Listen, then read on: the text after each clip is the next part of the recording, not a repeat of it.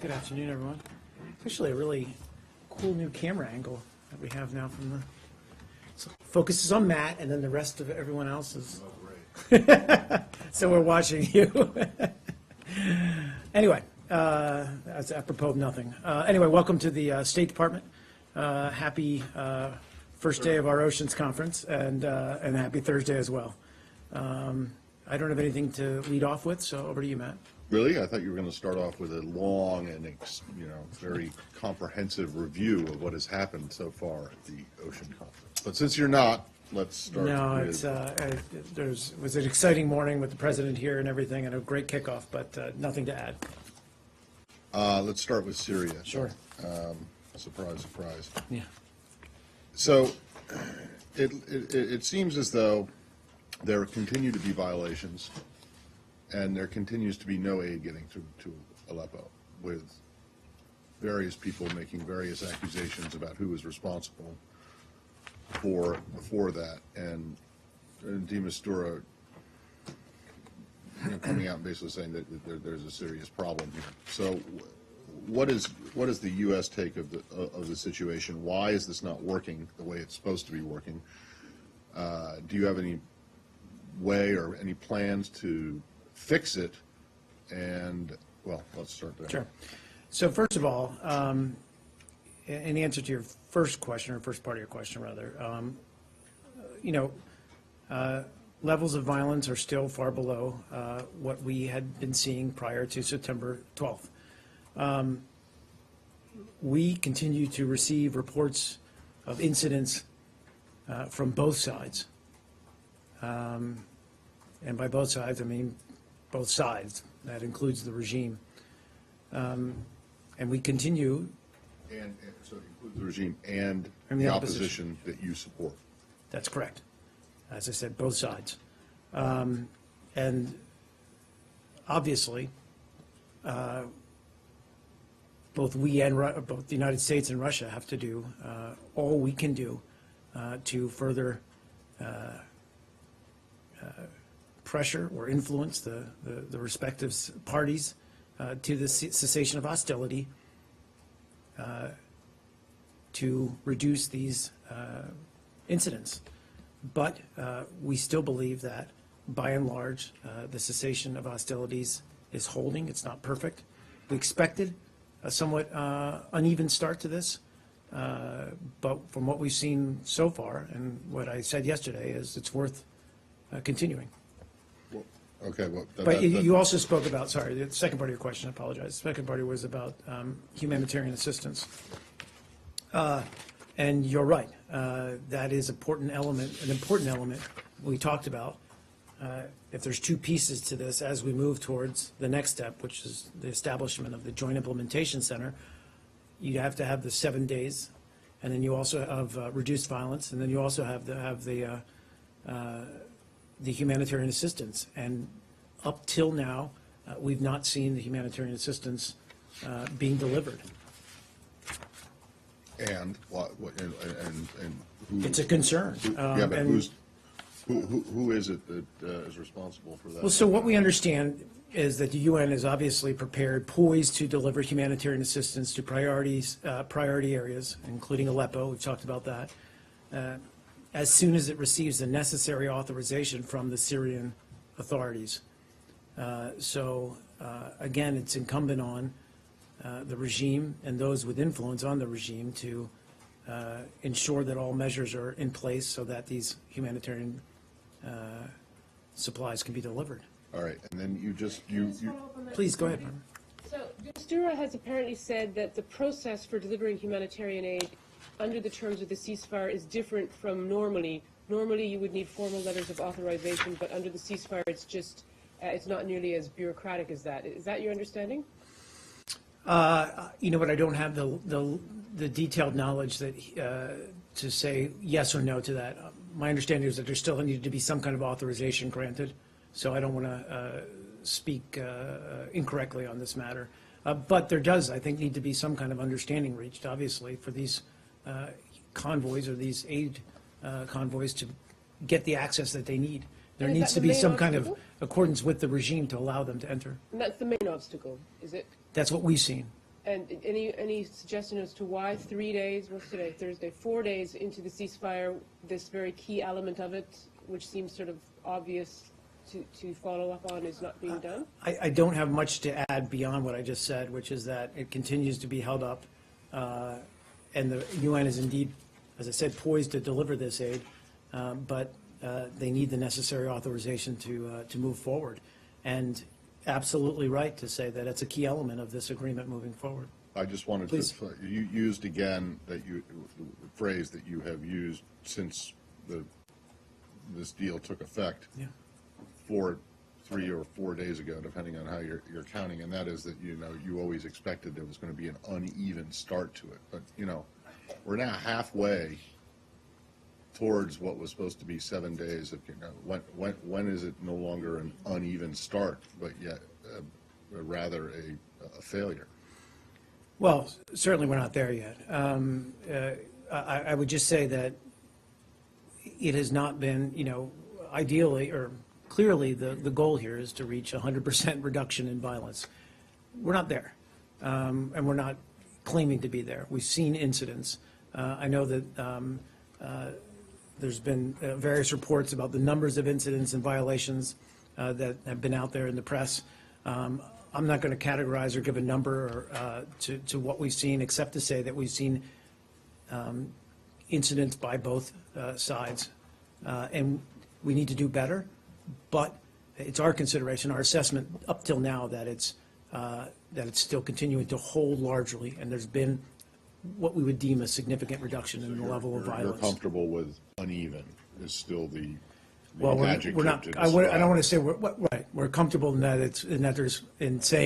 I'm comfortable in saying that that's the current state of play, that it's not perfect, it's not complete, but obviously, I'm not comfortable with saying that that's the goal here. The goal is a complete Understood. and nationwide cessation. Last one. Yeah, is, what exactly are you doing on your side to get, for lack of a better word, your guys in line and complying with the agreement? Well,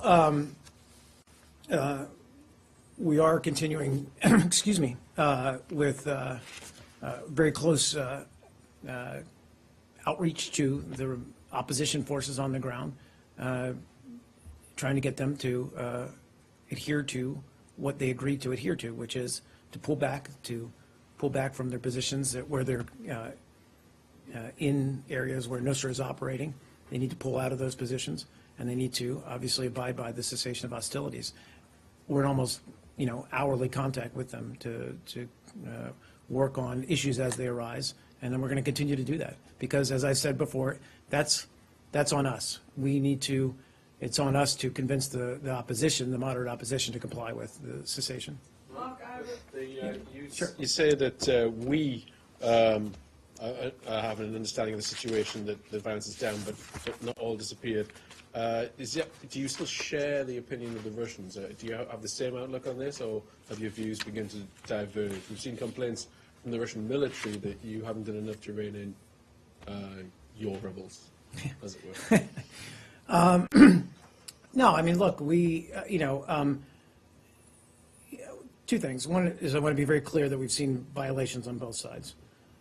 Two, we also own that our responsibility in this agreement moving forward is to get the opposition to comply with it. Just as we have been very clear that it is incumbent on Russia to convince the regime to comply with it. So far, we're not perfect on either side. So we want to get there, we'll move towards it. In 3 days' time, will you form the JIC? We haven't seen the humanitarian access, and that's a piece of this as well. So I'm not going to say we're at day 2 or day 3 on this.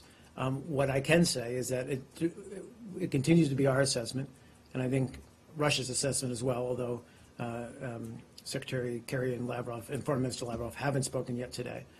But it continues to be our assessment that this is worth pursuing, it's worth continuing, that we've seen a significant reduction in violence, but we need to see the humanitarian access begin to take hold, because that's an integral part of this. And then, again, if we get to 7 days, then we can move forward with the JIC. If we get 7 days, but you can't tell us how far through 7 days. I don't want to give that today. Okay. Now, the French Foreign Minister Jean-Marc Ayrault complained today that the French haven't seen the detail of the document. Obviously, we've asked for it here as well, and you've said that there are reasons why you don't want to give the detail of the document. Is there a reason why your allies can't see the document? And would you share it with them before an ISSG meeting so that at least they know what they're talking about? In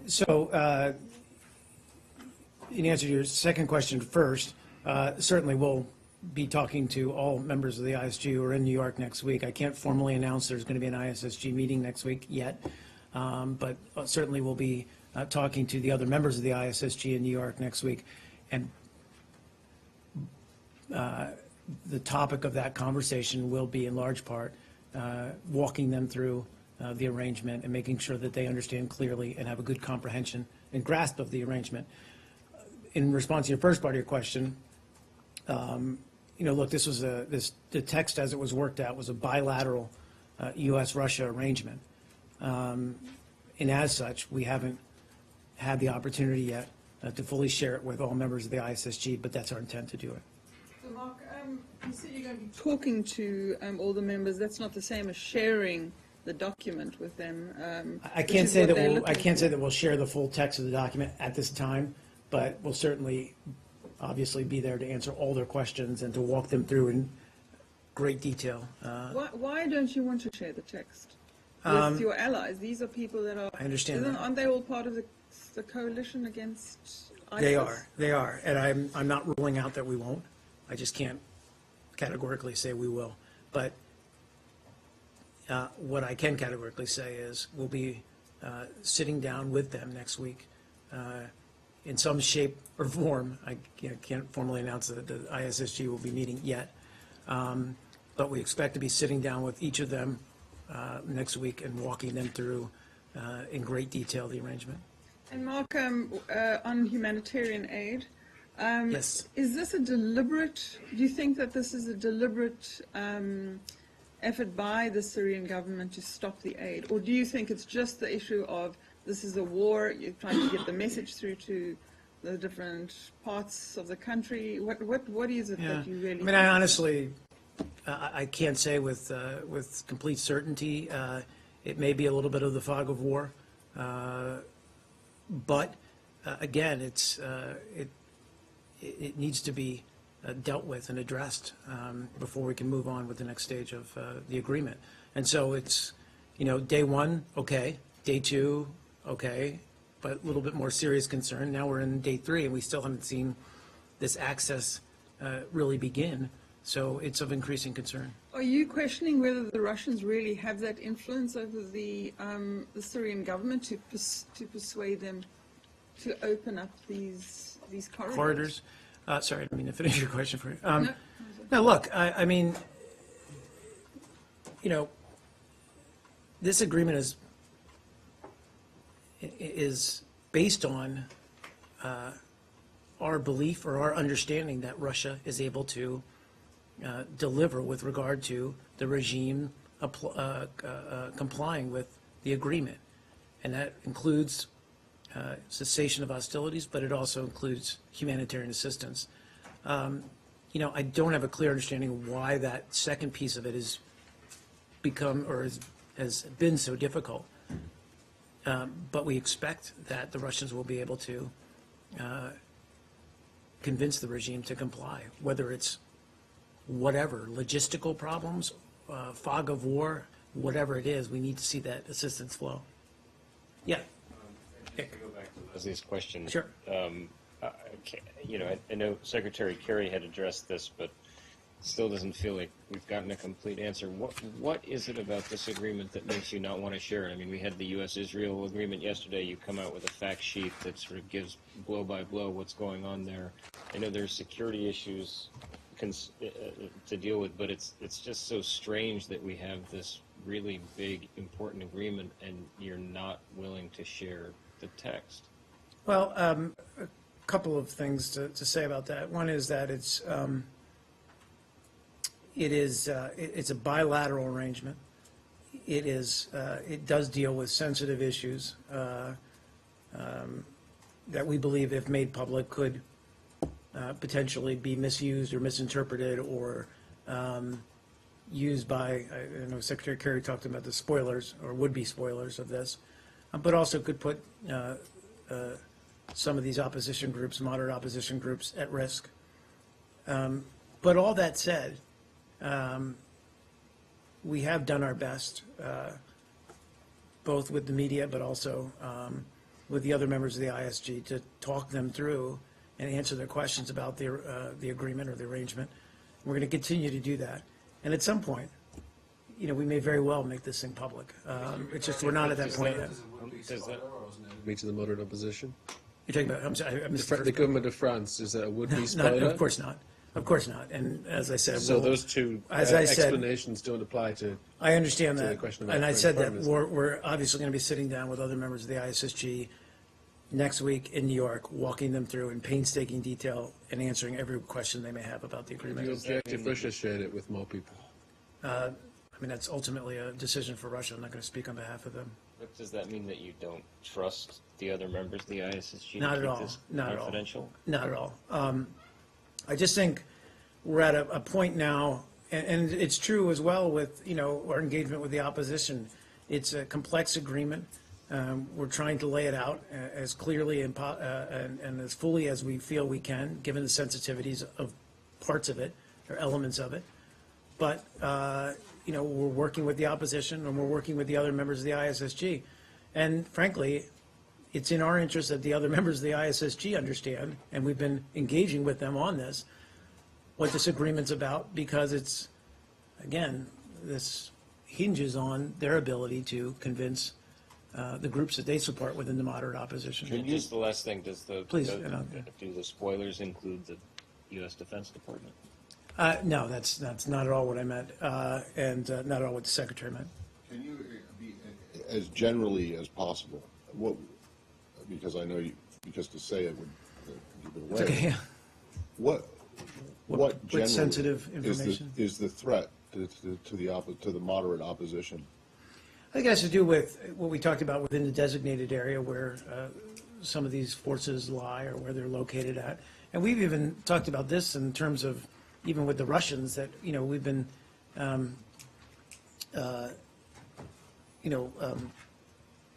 not fully sharing information until we get to the point where we're setting up this joint implementation center. Well, yeah, but this is the agreement beforehand. I understand The Russians that. already know. I understand about that. it. But I'm just saying that Presumably there's, I understand that, but what Okay, I- so when it does come out, this is my pledge to you, Mark.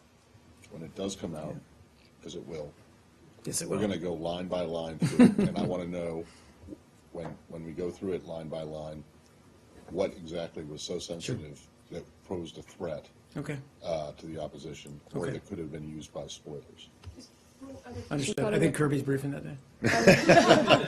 Sorry. Have you, is there a deadline right. for this Perfect. separation of al-Nusra from opposition? Have you said to the moderate opposition, what, is there a deadline for that? Or is the deadline when the areas have been designated, and if they're not out of them, Well, then once they're we targets? declare and stand up the JIC, then that's when, as we've laid out, that this joint coordination or joint effort to target Nusra would begin. At that point, it's incumbent on the moderate opposition, if they haven't done so yet, to disengage with the with areas or from the areas where they're with Nusra or cohabitating with Nusra. So essentially, the deadline is once the JIC is ready to go, then if the moderate opposition is in the designated areas, they'll be targeted. Obviously, we want to see that sooner rather than in the 11th hour for them to do that, but that would be the quote-unquote deadline. Just one last thing. Please. You talked about on the humanitarian aid front, Yeah. about you don't know whether it's logistical problems or a fog of war that's holding this stuff up, but surely you have to take into account the possibility that the government, the Syrian government, just simply doesn't want the aid to go through. And in that case, I mean, it sounds like, I mean, Well, in logistical that reasons case- or fog of war seems like. No, but in seems like that case, excuses. I'm not trying to deflect that in any way. In that case, you know, that's an integral part to the agreement. And that would be I mean, they didn't sign a on to it. possible deal breaker, but we're not there. Yes, but I'm going to go with you first. Thank you Since very I've- much. Could you give us a readout on the meetings that Deputy Secretary of State Blinken is having in Erbil today? Yep, sure thing. Hold on one moment. So as you said, he is in the Iraqi Kurdistan. Deputy Secretary Anthony Blinken, Tony Blinken, is in the Iraqi Kurdistan region today. He did meet with President Barzani and other senior regional government officials, and they continued discussions on efforts to obviously degrade and defeat Daesh, and also ongoing support for the Peshmerga. And as well, they talked about the response to the urgent humanitarian IDP crises in Iraq. And finally, they also addressed ongoing preparations and cooperation between Baghdad and Erbil ahead of the liberation of Mosul. I know that the Kurdish press reports are saying that President Barzani raised the issue of a post-ISIS Mosul, how it's going to be politically governed and administered. Do you have any details on that? I mean, I don't, other than what we've said always all along, which is that whenever these cities, towns, regions are liberated, what we want to see as quickly as possible, obviously, we want to see the area made safe, and that's a huge challenge in many of these areas because there's landmines and ongoing threats to citizens or civilians who may be returning. But the other thing is we want to see is services restored, local government restored. We want to see as quickly as possible structures put back in place that will allow civilians, those who've been displaced or those who've endured living there under ISIL control, be able to resume normal lives. So local governance is what we want to see back in place. An emphasis on what the local people want?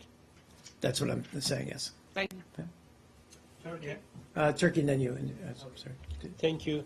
Yep. U.S. Ambassador John Bass has been under fire for his statement a couple days ago he issued regarding southeastern cities of Turkey recently taken from the local government and given to government-appointed trustees. And the U.S. Ambassador issued a concerned statement. Do you have a comment regarding his situation in Turkey?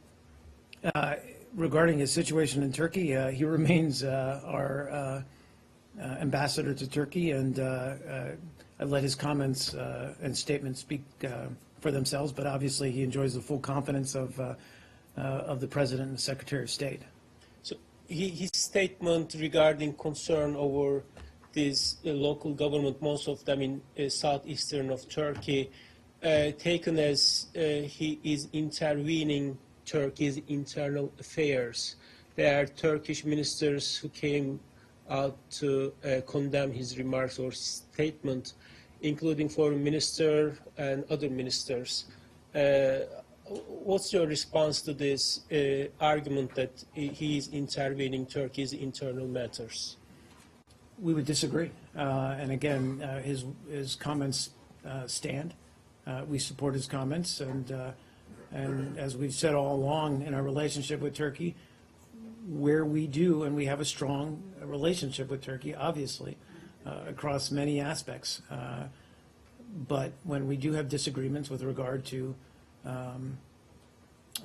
human rights or the state of Turkey's democracy, we feel we have a strong enough relationship to make those concerns public. So you are saying this statement is not Ambassador's personal initiative, this is your government's also? Look, I mean, any time an ambassador speaks, it's on behalf of the U.S. government. So we stand with the U.S. ambassadors in uproar for or causing uproar, furor. Okay. Where's that? Where's the next one? There's two others. Okay. Maybe you're not aware of them. Italy and Romania. I believe I'm Familiar aware with either of. of Go those ahead. situations? I think I'm aware of the Italy. Going to ask this yesterday, but we didn't have time. Yeah. So, Why don't you ask me the question first? well, I just want to know what you have to say about the situation with your ambassadors in Italy who's been. With regard to our ambassador to Italy, Ambassador Phillips, I think you're talking about comments he may have made about or he made rather, about the referendum. Yes. Well, I'm not going to parse his comments, which I understand were made at a think tank event. But I will say that the United States solidly supports Italian efforts to streamline and modernize political institutions in Italy and put the country on a path to long-term political stability and economic growth. And are you familiar with the issue in Romania, which is, yes? Yes, I can go to that one next. The flag, the photo. Yeah, I do know what you're talking about yes. So I think our embassy has already put out a statement about this, but Ambassador Clem is our ambassador to all of Romania. He regularly travels throughout the country, meeting with diverse groups from all parts of Romanian society. And as an ally and strategic partner of Romania, the United States supports and applauds Romania's democracy and its efforts to consolidate democratic institutions with the full equal participation of all segments of Romanian society. Okay, so more broadly, that's 3 ambassadors we've just gone through here who are Yes, sir. who have been at the center or something. And then, of course, there's Ambassador Goldberg in the Philippines, who was also recently the subject of a bit of controversy. Are you concerned at all that there seems to be I mean, this isn't this isn't the age-old saying two's a trend. This is 4 now. No, look, Matt, I mean, it is, and I think the Secretary would agree that, our ambassadors, wherever they serve, are frontline diplomats. We want them to be as engaged on the issues that are in our interest and in the interest of human rights and the ideals that we hold dear as a nation as they can possibly be. And if that's being out there within the population or working with different segments of the societies or speaking on where they see or have concerns, speaking out about those concerns, we support them fully. Thanks. Yep, in the back. Oh, I'm sorry, TJ, Okay, again, I you can promise, first, yeah, yeah. I'm sorry. Didn't mean to slight you, sir. No, good. Yeah, we're, so 10 minutes, go. Okay. So the first question is, I have just 2 questions. One is the Senator Warner, and along with another senator, has written a letter to Secretary Kerry about the Guardian, system, aircraft system sale to India.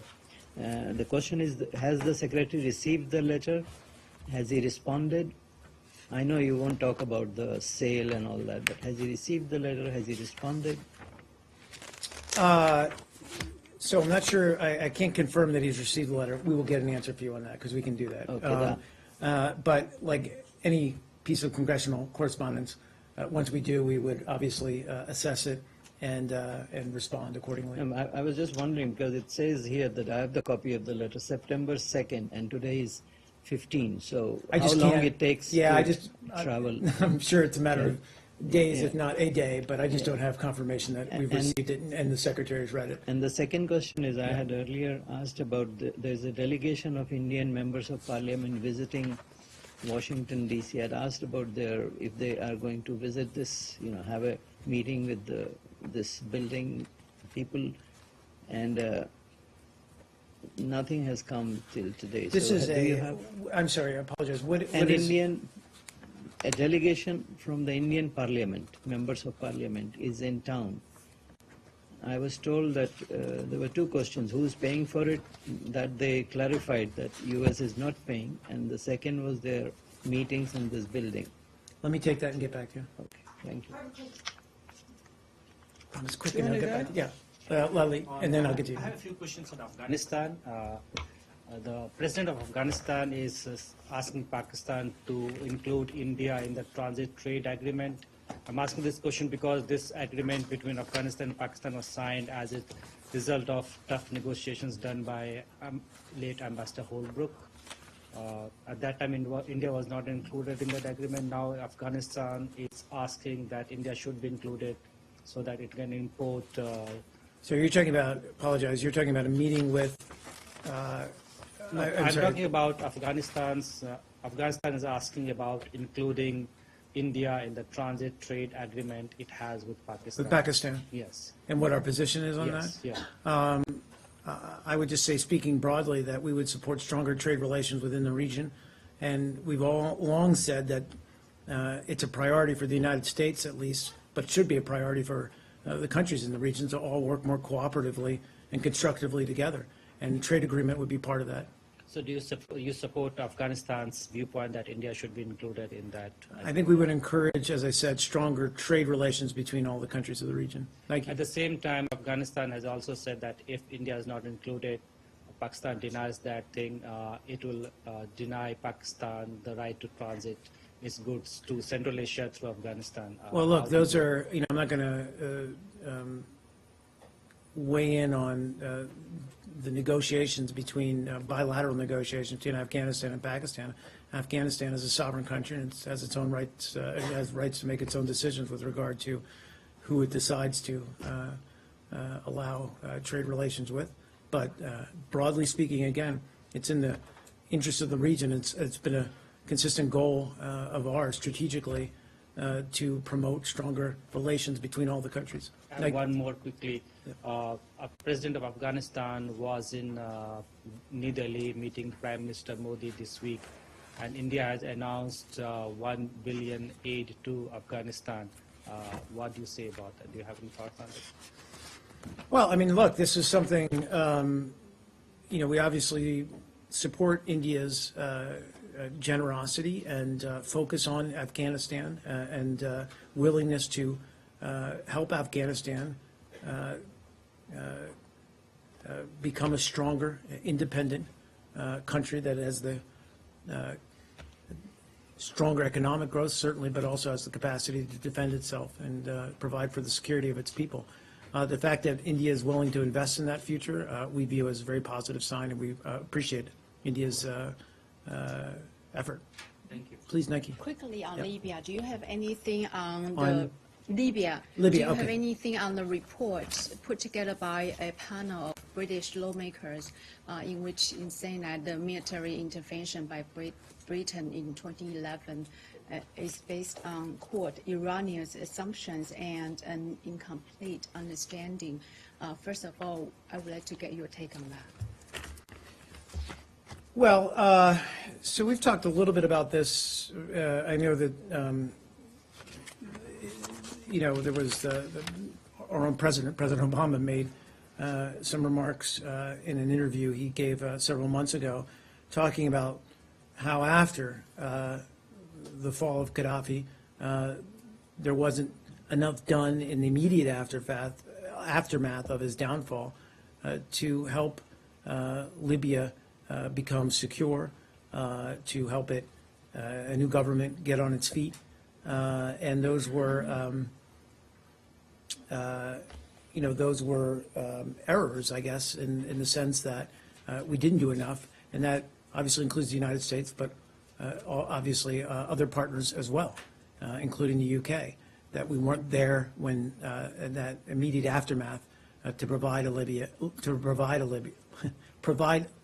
with the support that it needed at that juncture to deal with the continued security concerns it had and security situation that it had on the ground.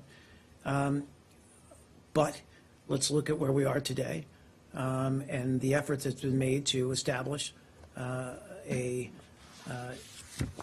political party and a government, a new government, that is able to begin to build the institutions that will provide for Libya's security and provide economic prosperity to Libya. So I think we recognize that, again, in the immediate aftermath of Gaddafi's downfall, not enough was done to secure Libya and to help the new government stand on its feet. But, since that time, there has been tremendous focus, and certainly Secretary Kerry has led many of these efforts in order to set up a new government, the GNA, but also to go after and help it cope with threats from ISIL and really consolidate power within Libya. What we need to see more progress on is exactly that. We need to help the government stand alone as the legitimate government of Libya, and we need all the various sects and parties to come together underneath that government. And only then can the government, the GNA, provide for Libya's long-term security. Because you, Yeah, I'll get it, I promise. Because U.S. I promise. also took part in the bombing, so are you saying that the report found by those British lawmakers are correct? I'm not sure, I haven't read the full report. What I was told was that it pointed or had concerns about the fact that not enough was done in the immediate aftermath of Gaddafi's downfall to support Libya.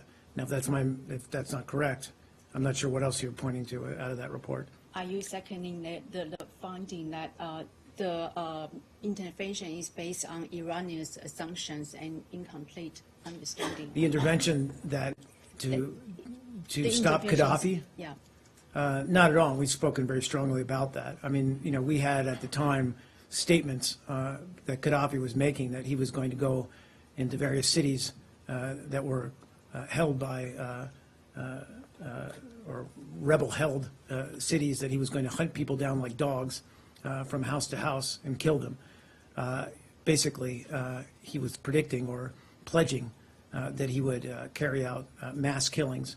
And so based on that, we had every right, we believe, the international community to do what we did, which is carry out airstrikes.